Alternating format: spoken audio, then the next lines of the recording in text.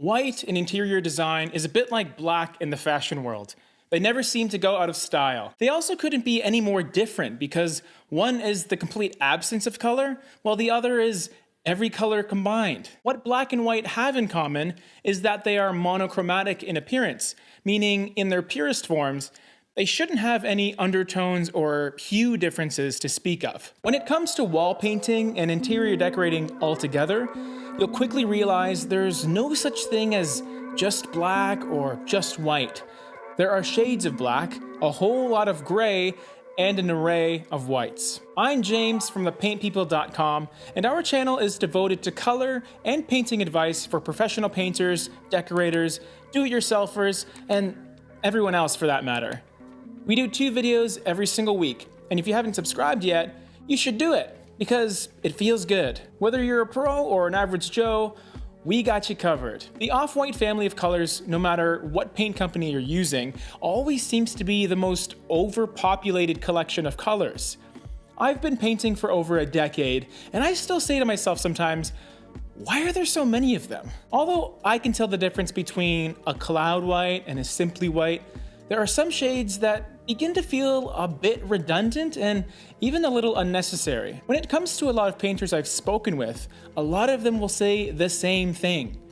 White is white. I can see some truth in that statement because a lot of times, extremely subtle differences in color become less noticeable when they're all over the wall rather than on a color swatch right next to another one. Today, I want to go out on a limb and defend the paint companies for making so many different white colors. Picking the right white is very tricky, so there's a few things you should know if you want to paint your place white, no matter what shade it is. Number 1, in painting, there's no such thing as white. It's nearly impossible to classify something as a pure white, and that's because of the many different variables involved. Firstly, there's the issue of personal opinion. You might have found a color swatch that you interpret as a true white, but I may perceive that white as being an extremely light, creamy color. Not only that, you also have to factor in the surrounding environment.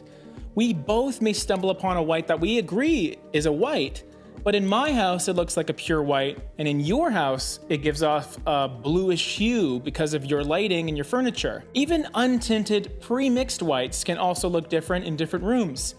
And don't get me started with Benjamin Moore's interpretation of white compared to Sherwin-Williams, compared to Behr. That's for another video. When it comes down to it, you almost have to call every white an off-white, because they all do one thing or another. There will definitely be some off-whites that will give off a pure, stark feel, but they'll almost certainly have some level of tint in them that pulls them one way or another. Speaking of tint, that brings me to my second point. When it comes to tinting white, a little goes a long way. In general, off-whites use much less colorant than darker colors. A tiny fluctuation in the formula has a huge impact to the color. An extra ounce of red tint in Caliente would have very little effect.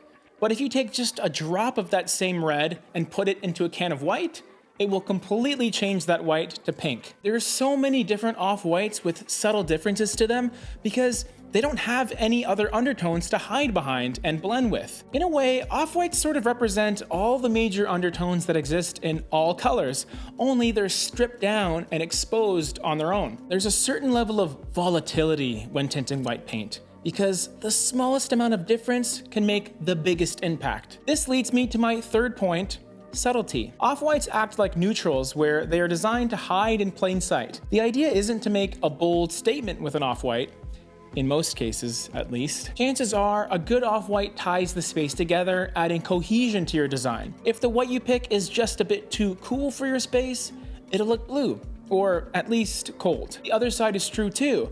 You could end up with a cream color instead. Even when there's no visible cold or warm undertones, the white you end up with may be a touch too gray or way too stark and bright. Within Benjamin Moore's color palette, a lot of designers will label Chantilly lace as the brightest and cleanest white. I've always felt that it's just a bit too stark to use on walls. I personally lean towards using super white as it's just a bit more easy on the eyes, but that's completely a personal preference of mine. Even though there seems to be an insane amount of off-whites available, There's a method to the madness. Oftentimes, trim and woodwork are the perfect places to utilize the many different off-whites out there. These are 5 that I use quite often on my jobs. We do 2 videos every single week on this channel. If you liked this video, it would really help us out if you give us a thumbs up, because it lets us know we're doing a good job. And, feedback is key. Anyway, that's it for this one. See you on the next one.